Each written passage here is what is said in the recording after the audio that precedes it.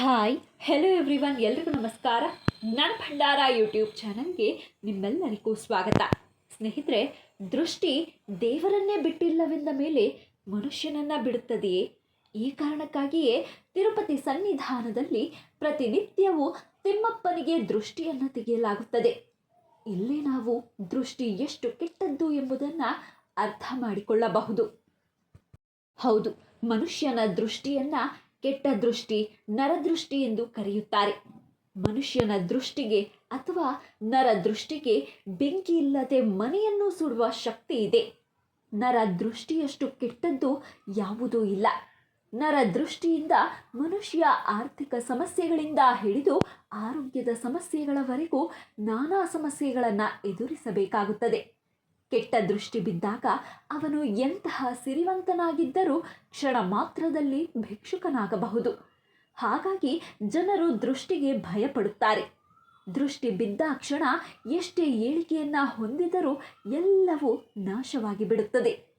ಕಣ್ಣು ದೃಷ್ಟಿಯನ್ನು ಬೇರೆ ಲೋಕದವರು ನಮ್ಮ ಮೇಲೇನೂ ಹಾಕುವುದಿಲ್ಲ. ಬದಲಾಗಿ ನಮ್ಮ ಕೆಟ್ಟ ಸ್ನೇಹಿತರು, ಸಂಬಂಧಿಕರು, ಅಕ್ಕಪಕ್ಕದ ಮನೆಯವರು ಅಥವಾ ನಮ್ಮ ಹಿತಶತ್ರುಗಳೇ ಇಂತಹ ಕೆಲಸವನ್ನು ಮಾಡುತ್ತಾರೆ. ನರದೃಷ್ಟಿಯಿಂದ ತಪ್ಪಿಸಿಕೊಳ್ಳುವುದು ತುಂಬಾ ಕಷ್ಟ. ನರದೃಷ್ಟಿ ಬಿದ್ದರೆ ಕಲ್ಲು ಕೂಡ ಒಡೆಯುತ್ತದೆಂದು ಹೇಳುತ್ತಾರೆ. ಇದು ಅಕ್ಷರಶಃ ಸತ್ಯ. ಒಬ್ಬ ಮನುಷ್ಯ ಯಾವುದಾದರೂ ಒಂದು ನಿರ್ಮಾಣವನ್ನಾಗಲಿ, ಒಬ್ಬ ಮನುಷ್ಯನನ್ನಾಗಲಿ ಅಥವಾ ಗರ್ಭ ಧರಿಸಿದ ಸ್ತ್ರೀಯನ್ನಾಗಲಿ ಏಕಾಗ್ರತೆಯಿಂದ ಕೆಲವು ಘಳಿಗೆ ನೋಡಿದರೆ ಆ ಮನುಷ್ಯನ ಮೇಲೆ, ನಿರ್ಮಾಣದ ಮೇಲೆ ಆ ಮನುಷ್ಯನ ದೃಷ್ಟಿ ಪ್ರಭಾವ ಬೀರುತ್ತದೆ. ಮನಸ್ಸಿನಲ್ಲಿ ಒಳ್ಳೆಯ ಯೋಚನೆಯೊಂದಿಗೆ ನೋಡುವ ಮನುಷ್ಯನ ನೋಟದಿಂದ ಬರುವ ವೈಬ್ರೇಷನ್ಗೆ ಎಂತಹ ದೋಷವೂ ಉಂಟಾಗುವುದಿಲ್ಲ. ಅದೇ ಯಾರಾದರೂ ಮನಸ್ಸಿನಲ್ಲಿ ಕೆಟ್ಟ ಯೋಚನೆಯೊಂದಿಗೆ ನೋಡಿದರೆ ಆ ನೋಟದಿಂದ ಹೊರಬರುವ ವೈಬ್ರೇಷನ್ ಮನುಷ್ಯನನ್ನು ಅಥವಾ ಆ ನಿರ್ಮಾಣವನ್ನು ಹಾಳುಗೆಡವುತ್ತದೆ. ಇದನ್ನೇ ನರದೃಷ್ಟಿ ಎನ್ನುತ್ತಾರೆ. ಜೀವನದಲ್ಲಿ ಅನೇಕ ಬಾರಿ ಬಯಸದೆ ನಾವು ಯಾರೋ ಅಥವಾ ಇನ್ನೊಬ್ಬರ ಕೆಟ್ಟ ಕಣ್ಣಿಗೆ ಬೀಳುತ್ತೇವೆ.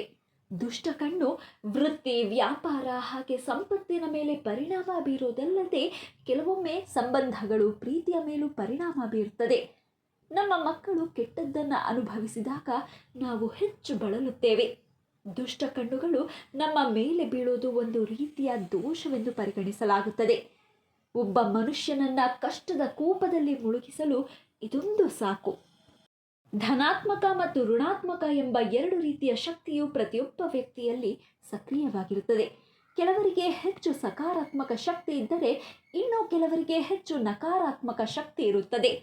ಒಬ್ಬ ವ್ಯಕ್ತಿಯು ಜೀವನದಲ್ಲಿ ವಿಶೇಷ ಯಶಸ್ಸನ್ನು ಸಾಧಿಸಿದಾಗ ಅಥವಾ ಹೊಸ ಮನೆ, ಅಂಗಡಿ, ವಾಹನವನ್ನು ಖರೀದಿಸಿದಾಗ ಅದನ್ನು ಸಹಿಸದ ಜನರು, ಏಳಿಗೆ ಬಯಸದ ಜನರ ಮನಸ್ಸಿನಲ್ಲಿ ನಕಾರಾತ್ಮಕ ಭಾವನೆ ಮೂಡುತ್ತದೆ.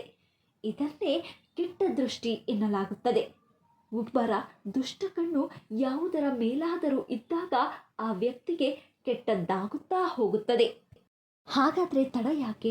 ಕೆಟ್ಟ ಕಣ್ಣು ಬಿದ್ದಾಗ ನಮ್ಮ ಜೀವನದಲ್ಲಿ ಯಾವೆಲ್ಲ ಬದಲಾವಣೆಗಳಾಗುತ್ತವೆ, ಹಾಗೆ ಅದಕ್ಕೆ ಪರಿಹಾರ ಮಾರ್ಗಗಳೇನು ಎಂಬುದನ್ನು ಕಂಪ್ಲೀಟಾಗಿ ತಿಳಿದುಕೊಳ್ಳೋಣ. ಆದರೆ ಅದಕ್ಕೂ ಮುನ್ನ ನನ್ನ ಭಂಡಾರಕ್ಕೆ ನಿಮ್ಮ ಬೆಂಬಲವಿರಲಿ. ನರದೃಷ್ಟಿ ಬಿದ್ದಿದ್ದರೆ ಇದ್ದಕ್ಕಿದ್ದಂತೆ ಎಲ್ಲ ಕೆಲಸಗಳು ಅರ್ಧಕ್ಕೆ ನಿಂತು ಹೋಗುತ್ತವೆ. ಬೇಡದೇ ಇರುವ ಕಾರಣಕ್ಕಾಗಿ ಮನೆಯಲ್ಲಿ ಪ್ರತಿನಿತ್ಯ ಜಗಳಗಳು ನಡೆಯುತ್ತದೆ. ಇದರೊಂದಿಗೆ ಹಣಕಾಸಿನ ಸಮಸ್ಯೆಗಳು ಹೆಚ್ಚಾಗುತ್ತಲೇ ಇರುತ್ತವೆ. ಮನೆಯಲ್ಲಿನ ಸದಸ್ಯರು ಅನಾರೋಗ್ಯಕ್ಕೆ ತುತ್ತಾಗುತ್ತಾರೆ. ಪದೇ ಪದೇ ಕೆಟ್ಟ ಕನಸುಗಳು ಬೀಳುವುದು, ತಲೆನೋವು ಕಾಣಿಸಿಕೊಳ್ಳುವುದು, ಮನೆಯಲ್ಲಿ ಬೆಳೆಸಿದ್ದ ಗಿಡಗಳು ಒಣಗಿ ಹೋಗುವುದು, ಪದೇ ಪದೇ ಹಾಲು ಹಾಳಾಗುವುದು, ಹೊಟ್ಟೆ ಹಸಿವಾಗುವುದಿಲ್ಲ.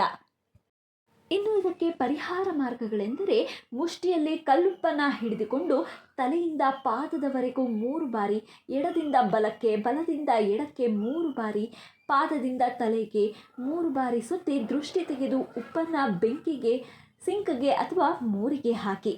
ಇಲ್ಲಾಂದರೆ ಆಂಜನೇಯ ಸ್ವಾಮಿಗೆ ಮಂಗಳವಾರ ಮತ್ತು ಶನಿವಾರ ವೀಳ್ಯದೆಲೆ ಹಾರವನ್ನು ಅರ್ಪಿಸಿ ಪ್ರಾರ್ಥನೆ ಮಾಡಿಕೊಳ್ಳಿ. ಇಡೀ ಮನೆಗೆ ದೃಷ್ಟಿ ತೆಗೆಯಲು ಒಂದು ನೀರು ತುಂಬಿದ ಚೊಂಬಿನಲ್ಲಿ ತುಳಸಿ ದಳಗಳನ್ನು ಹಾಕಿ ವೀಳ್ಯದೆಲೆ ಸಹಾಯದಿಂದ ಆ ನೀರನ್ನು ಮನೆಯ ಮೂಲೆ ಮೂಲೆಯಲ್ಲೂ ಚೆಲ್ಲಿ ಅಥವಾ ಚುಮುಕಿಸಿ. ಕೆಂಡಕ್ಕೆ ಇಂಗನ್ನು ಹಾಕಿ ಧೂಪದಂತೆ ಇಡೀ ಮನೆಯ ಮೂಲೆ ಮೂಲೆಯಲ್ಲೂ ಸುತ್ತಲೂ ಅದರ ಹೊಗೆಯನ್ನು ತೋರಿಸಿ. ಅಮಾವಾಸ್ಯೆಯ ದಿನ ಕುಂಬಳಕಾಯಿ ಅಥವಾ ನಿಂಬೆಹಣ್ಣು ಮತ್ತು ಮೆಣಸಿನಕಾಯಿಯನ್ನು ಕಟ್ಟಿ ಇವುಗಳು ಒಣಗಿದ ನಂತರ ಬದಲಾಯಿಸುತ್ತಿರಬೇಕು. ವೀಳ್ಯದೆಲೆಯಲ್ಲಿ ಒಂದು ನಾಣ್ಯವನ್ನಿಟ್ಟು ಅದನ್ನು ಪೂಜಿಸಿ ನಿಮ್ಮ ಪರ್ಸ್ನಲ್ಲಿ ಇಟ್ಟುಕೊಳ್ಳಿ.